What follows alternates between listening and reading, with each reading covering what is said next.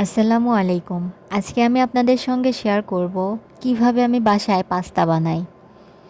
আমার হাতে সময় থাকলে এভাবেই পাস্তাটা বাসায় তৈরি করে নেই।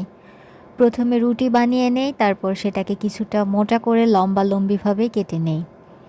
পাস্তাটা আমি এভাবেই তৈরি করার চেষ্টা করি, আর এটা খেতেও অনেক সুস্বাদু লাগে।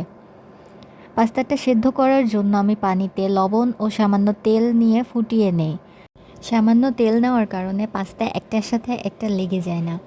পানিটা সেদ্ধ হয়ে এলে তাতে পাস্তাটা দিয়ে দেব, আর পাস্তাটা একটু সময় নিয়ে সেদ্ধ করে নিতে হবে। আপনাদেরও হাতে সময় থাকলে চেষ্টা করবেন এভাবে পাস্তাটা তৈরি করে নিতে। এই পর্যায়ে দেখুন আমার পাস্তাটা সেদ্ধ হয়ে গেছে। এখন আমি এটাকে নামিয়ে ছাঁকনির সাহায্যে পানিটা ছেঁকে ঠান্ডা পানিতে দিব।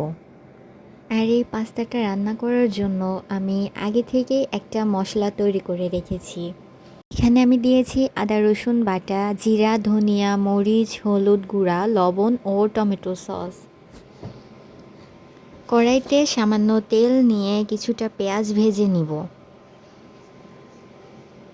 পেঁয়াজটা ভাজা হয়ে গেলে আগে থেকে বানিয়ে রাখা এই মশলাটা আমি ভালোভাবে কষিয়ে নেব। আর চেষ্টা করবেন মশলাটা একটু ভালোভাবে কষিয়ে নিতে। মশলাটা যত ভালোভাবে কষাবেন তার টেস্টটাও কিন্তু বেশি হবে।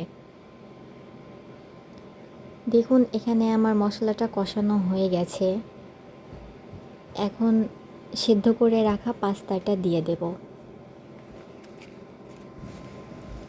পাস্তাটা এখন বেশি সময় ধরে রান্না করব না, শুধু মশলাটার সাথে একটু মিলিয়ে নেব। মশলার সাথে ভালোভাবে মেশানো হয়ে গেলে পাস্তাটা নামানোর আগে এখানে কিছুটা আমি সস ব্যবহার করছি। আর নামানোর আগে সস দিয়ে নিলে স্বাদটা আরও বেশি হয়। তাই চেষ্টা করবেন পাস্তা রান্না শেষে একটু সস দিয়ে নিতে।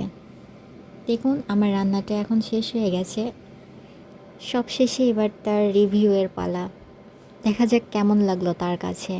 সত্যি বলতে সে যা রিয়াকশন দিয়েছে আমি মোটেও প্রস্তুত ছিলাম না যে তার কাছে এতটা ভালো লাগবে। তার মুখ থেকেই শুনুন তার কাছে কেমন লাগলো। হুম, হাম, সেই টেস্ট। উফ, কঠিন।